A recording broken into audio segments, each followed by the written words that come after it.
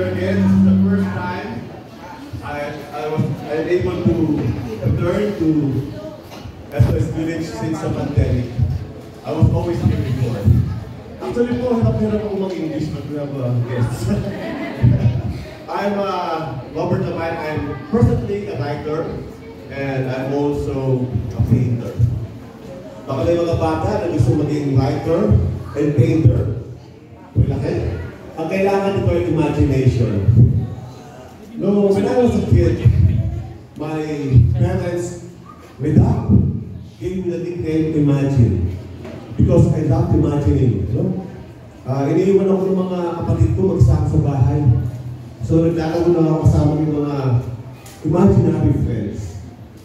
I have the ability to see people that you can't see. Yeah, they're there. And pag umiiyak ako, sinasabi ng dati ko, oh, bigyan nyo na sa imagine ng ng papel sa ballpen. And then I will start writing and then tahimik na ako. Sometimes they give you these blank cards. Yeah? All these blank cards. And then what I do, if I don't have a pen, I just use my imagination. Like this card. I just blow it.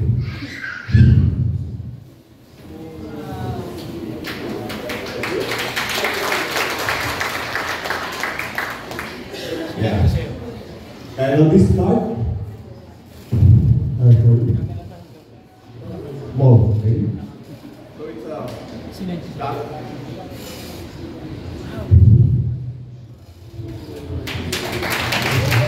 Thank you.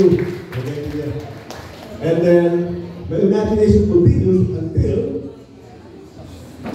I can see more lights.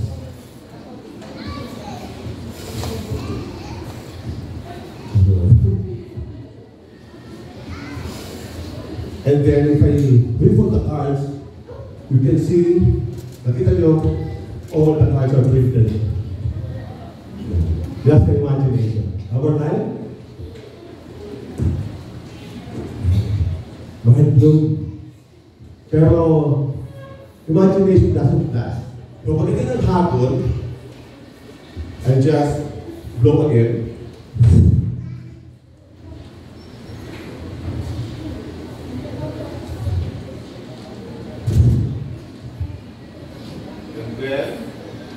All the cards become blank again. Hey! Thank you. Magsaya, no? Pwede mo lang po. Nakakauhaw. I just wanted to hipon tubig. Okay. Actually po, I am a magician / mentalist / hypnotist /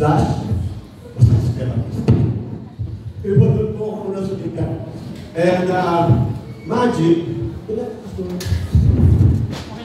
is, may napanong tayo.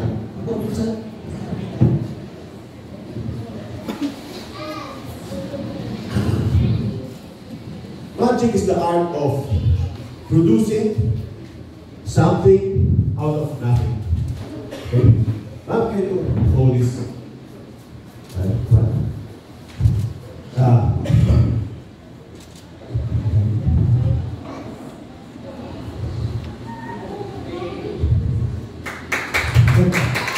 Okay. Do you know what it is now? Can you touch it? Okay, so it's real? Yeah. Yan po, dinulog ng buto ng lolo ko. Joke lang po? Yan ang dinulog ng buto ng lola ko. Now, ang ginagawa ko po bilang hypnotist, I can make you forget what is. I can give you a short case of ambition.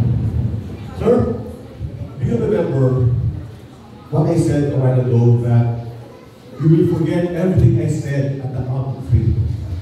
You remember? Forgot? See? Forgot? And actually, what mentalism is mind reading, but the women are not impressed when I say that I'm a mind reader. Because every woman is a mind reader. Do you agree, sir? You're just thinking about it and your wife already knows what you want to do. So, the wives have this intuition, no? Intuition ba yun, no? Hunch? Intuition standard. So, I want to invite the women. I have something in my mind, and I want you to guess what's in my mind. I have here a word. The word has 4 letters. Ito yung word na nagpapasaya sa mga babae. This word makes women feel floating in the clouds. 4 letters. Ano po itong word na ito? Ano po? Yeah! The best answer. Cash. Huh? Ano po word na nagpapasaya sa mga babae? 4 letters? Love? Ang bigay ng mga women? The word that makes you happy? Is love? Tama si Kuya? The answer is sail.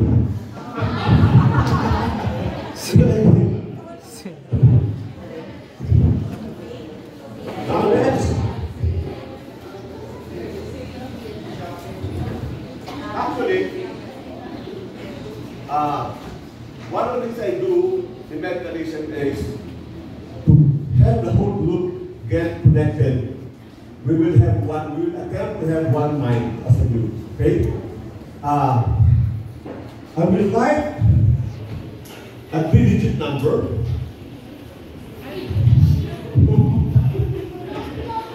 And I'd like you to guess this 3-digit number, okay?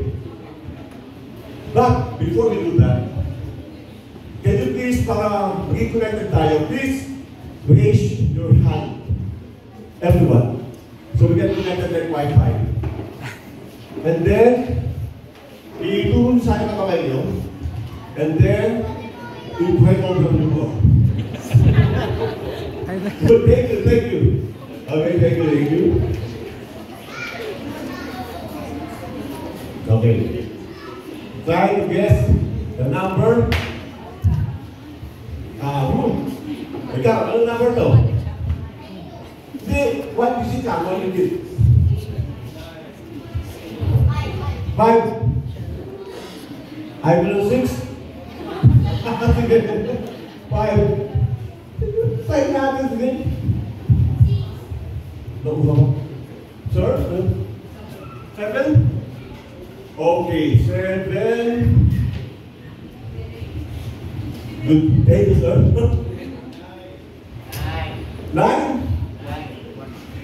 Your answer, okay? Malakasan, no? The loudest. 1. 3.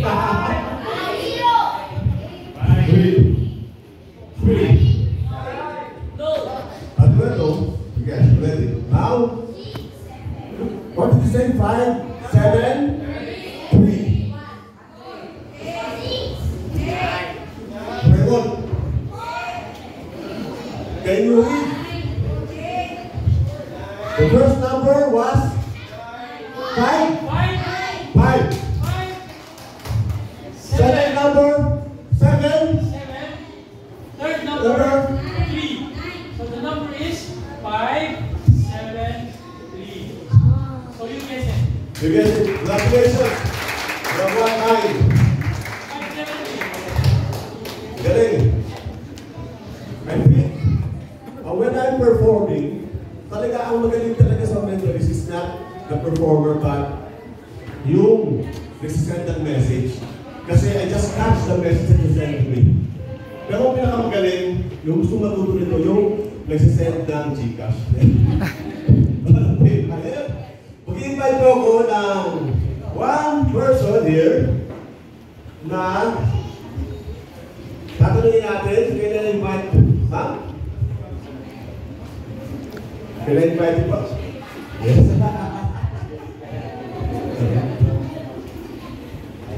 Yan. Papakan mo natin sa round. Ano po yung Abi? Okay. Ano po mga dreams po sa buhay? Do you want to travel? Pwede ko mag-travel? May I ask you po kung if we go to travel, Saan po kaya gustong pumunta? Pwede ko tayo. It can be any city, it can be any country.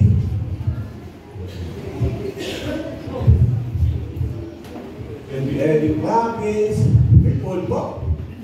Audit. So show it to me. Thank you. Nadadaanin po natin sa 3 senses. Okay? Tell me, ma'am, Abby. Imagine po this is map of the world. No? So, first, sense of sight. Okay? I want to check if you have good sense of sight. No? That's what I do. That's ibang ako. That's what I do. Sabihin mo, salamin. Okay, for example, this is the map of the world. No? This is China, Philippines, China, Philippines, this is Europe, Russia, Europe, Europe, Africa, US, and see. Okay, imagine. Now let us use the sense of forgiving. Open your mouth.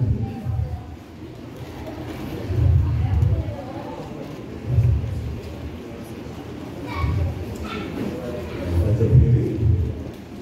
Okay, I'll get one, please. Okay, and I will try to listen. Saan ka pupunta?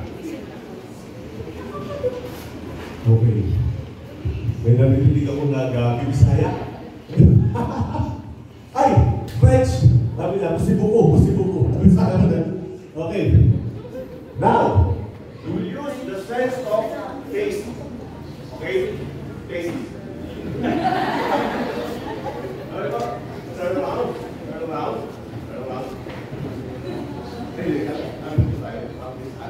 Shake mo natin yung mga gan. Shake. And throw it into the air. Yeah, throw it into the air. At the count of 3.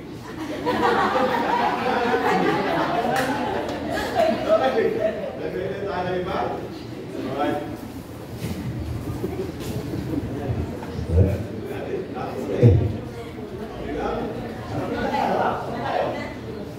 Sabi mo po, I want to go to Japan. Tama? Magawa naman nila. Ikaw ay bigay sa akin ng idea na yan. Thank you. That's all for tonight. Thank you.